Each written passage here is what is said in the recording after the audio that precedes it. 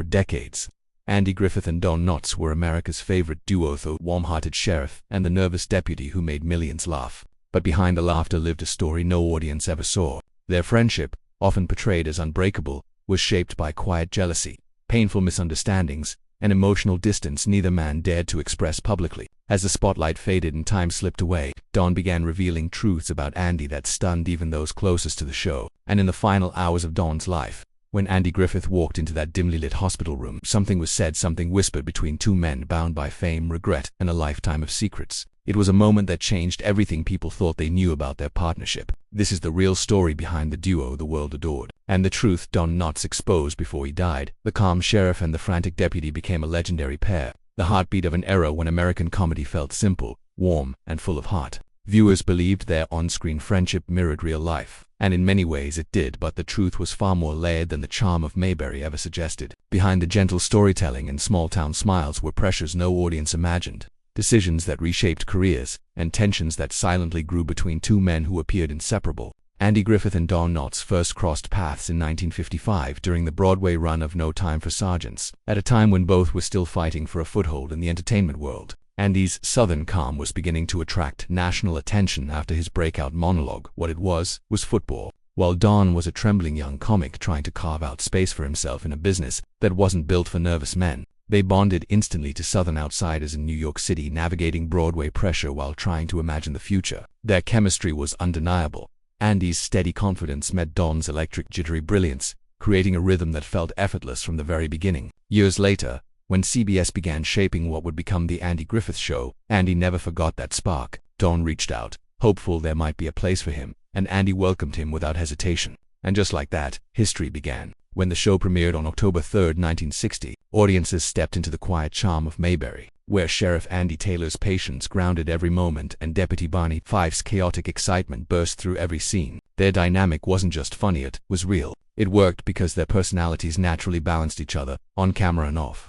Andy trusted Don completely, giving him space to shine, while Don admired Andy's calm mastery of the stage. And while Don's performance seemed effortless to viewers, the industry knew better. He delivered one of the most technically brilliant comedic roles in television history, winning 5 Emmy Awards between 1961 and 1967 for bringing Barney Fife to life. At the same time, the show soared into national treasure status, consistently ranking in the Nielsen Top 10 and ending its final season as the #1 show in America. Yet, while the country saw harmony, laughter, and small-town simplicity, a far more complicated story was unfolding behind the scenes. Fame, pressure, contracts, and creative control were quietly reshaping the bond between Andy and Don, and beneath the glow of Mayberry's porch light, the first shadows began to fall. The world saw the Andy Griffith Show as a gentle escape, a quiet, sunlit town where problems were small, kindness ruled, and laughter floated through every scene. But behind the camera, Mayberry was far more complicated. The cast loved their work, yet the pressure to maintain perfection created a subtle tension that simmered beneath the surface.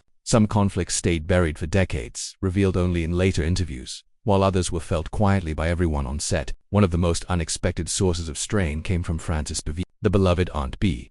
On screen she radiated warmth and patience, but off-screen she was private, sensitive, and easily rattled by the chaos of a working set. She and Andy respected each other as professionals, yet their personalities clashed. Frances needed structure and calm, while Andy often made quick decisions, improvised scenes, and relied on instinct more than routine. Their differences created moments of friction, and although Frances later expressed regret, the disconnect between them lingered throughout the show's run. Andy, for his part, carried a blend of brilliance and intensity. He was deeply committed to excellence, driven by old insecurities from a childhood marked by bullying and self-doubt. When the workload grew or a scene refused to come together, he became tense, not explosive, but tightly wound in a way everyone could feel. His perfectionism was most evident in how he handled dialogue. Ron Howard remembered how Andy pushed for a slow, natural rhythm. He believed Mayberry's magic lived in its unhurried conversations, and he insisted every moment felt real. That meant retakes, rewrites, and long discussions about pacing. Ron respected the artistry, but it made filming demanding in ways audiences never realized.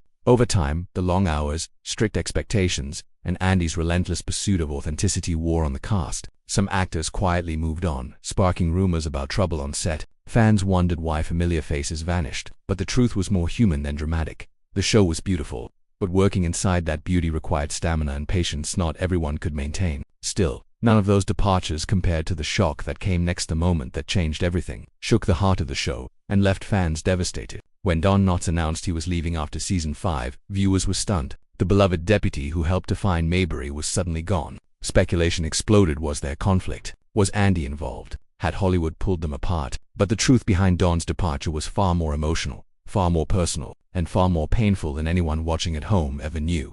But behind the scenes, a single misunderstanding, one neither man intended, and neither could undo, set the stage for a heartbreak that forever changed their partnership. During the 5th season in 1965, Andy Griffith quietly told Don that he planned to end the show after the next year.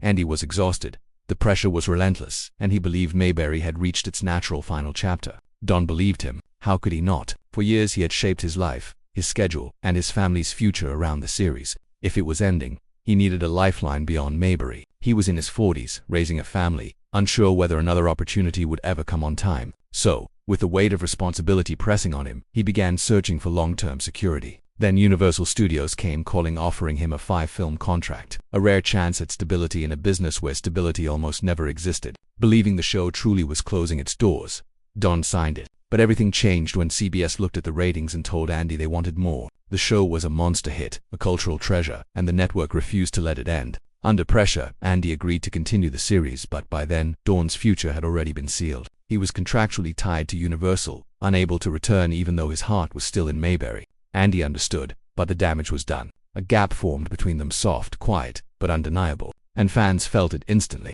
Barney Fife, the heartbeat of Mayberry's humor, was gone. Letters flooded in. Newspapers mourned the loss. Even Andy would later confess the truth. The show was never the same without Don. Their chemistry, the steady sheriff and the frantic deputy, couldn't be replicated. Don moved forward gracefully, starring in films like The Ghost and Mr. Chicken and The Reluctant Astronaut, proving his talent stretched far beyond television. Later, he reinvented himself again as Ralph Furley on Three's Company, winning over an entirely new generation. But no matter how successful he became, the shadow of how he left the Andy Griffith Show lingered, an unspoken ache between two men who still cared deeply for each other but never returned to the effortless rhythm of their youth. And behind that professional fracture lay something darker, more personal, a truth few people knew at the time. Because while the world watched a friendship built on laughter, both Andy and Don were quietly carrying wounds they rarely allowed anyone to see. Their connection was real, but behind that bond lived two men quietly carrying battles no audience could see. Battles that shaped their partnership as much as the laughter ever did. Andy's struggles began long before television fame softened his edges in the public eye. He grew up in rural North Carolina, facing bullying that cut deep, shaping a lifelong sensitivity he never fully escaped. Even after he became America's calm, confident sheriff, those old wounds stirred whenever pressure mounted. When a scene fell apart, or when the weight of perfectionism grew too heavy, he didn't erupt often, but when frustration surfaced, it came from a place carved into him long before Mayberry existed. His personal life carried its own storms. His marriage to Barbara Edwards had already eroded by the height of his success years of 12-hour workdays, public expectations, and emotional distance pulling them apart until the divorce quietly arrived in 1972 behind the scenes. Whispers of affairs and complicated romantic decisions lingered, hinting at a man who sometimes drifted into choices shaped by insecurity rather than intention. And then came the blow that nearly broke Jim in 1983.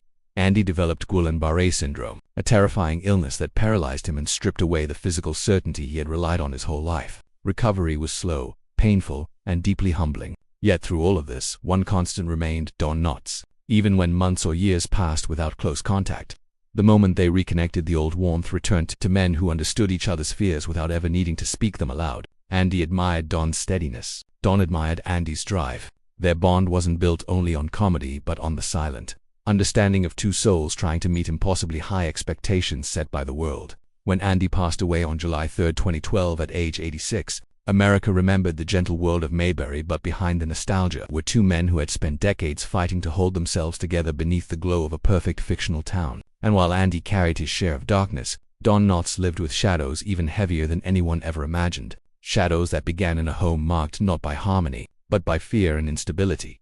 Don Knotts grew up in a home where childhood never felt safe, shaped by the heavy shadow of a father battling severe mental illness, an environment filled with unpredictability, fear, and long stretches of silence where a young boy learned to survive by shrinking himself. He learned early to walk gently, to hide trembling hands behind a smile, and to use humor as a shield long before it became his profession. That instinct to turn fear into laughter became the engine of his comedy, but the wounds beneath it never truly healed. As he grew older, the ghosts of his childhood followed him. Don lived with crippling anxiety, not the mild nerves fans imagined, but overwhelming surges that made breathing difficult. thought impossible, and everyday tasks feel like mountains. Panic attacks gripped him without warning, and insomnia kept him awake night after night, forcing him to show up on set running on sheer willpower. While millions saw a confident performer with flawless timing, backstage was a man fighting for emotional balance, hiding tremors behind jokes, rehearsing lines while steadying his breath. The exhaustion carved into his personal life as well. His first marriage to Catherine Metz began in 1947 with hope and simplicity, but as his fame grew, so did the weight of responsibility, financial pressure, and Dawn's internal battles.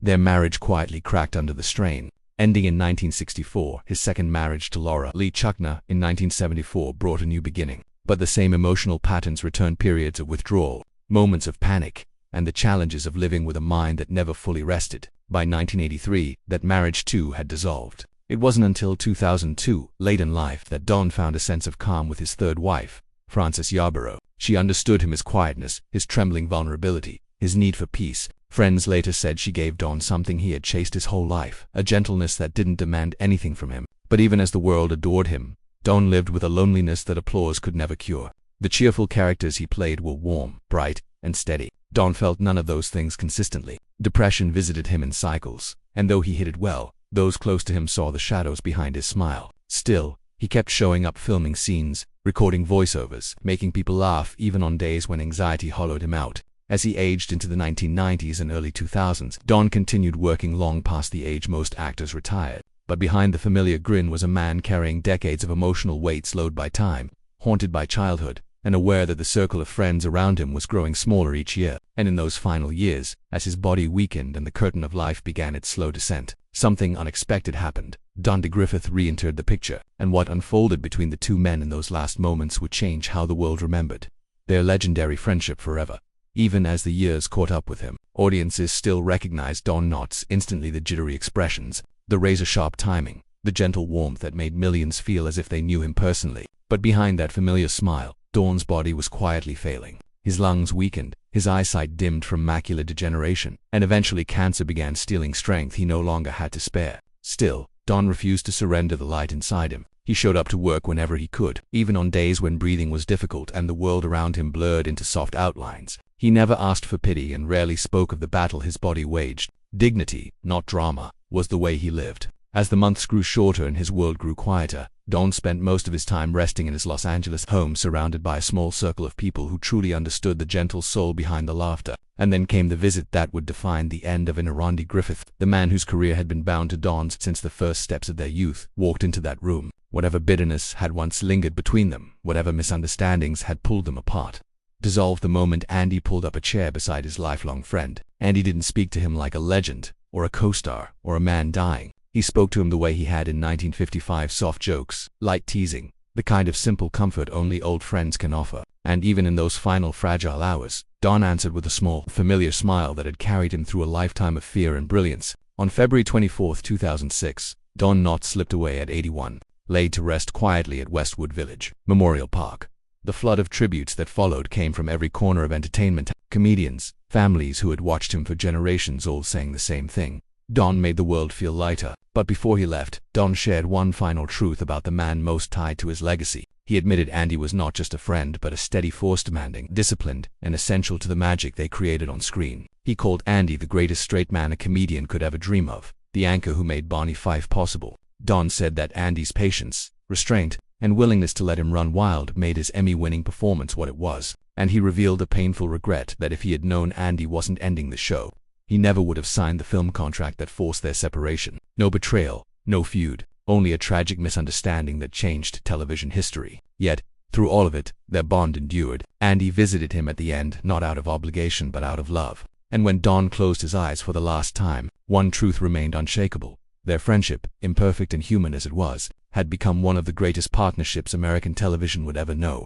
Years later, Andy finally revealed his own truth about their partnership, and the respect he expressed for Don was profound. He often said Don was the funniest man he ever worked with, the spark that turned simple scenes into magic, and the reason so many unforgettable moments on The Andy Griffith Show still live in people's hearts. Andy admitted that those years working side by side with Don were the best of his entire career, a rare time when talent, timing, and trust aligned perfectly. But away from the glow of Mayberry, both men were far more complicated than the calm sheriff and frantic deputy audiences adored. They clashed, misunderstood each other, and carried personal battles that never made it into the scripts, yet they kept returning to the same unbreakable bridge of loyalty and shared history. When Don's health collapsed in the mid-2000s, Andy didn't hesitate. He traveled across the country, walked into that hospital room, and spoke to Don exactly the way he always had: gentle jokes, familiar warmth, and quiet encouragement to keep fighting even when Don could barely open his eyes. Andy later said he believed Don still hurt him, but after Don passed, Andy carried a heavier worry.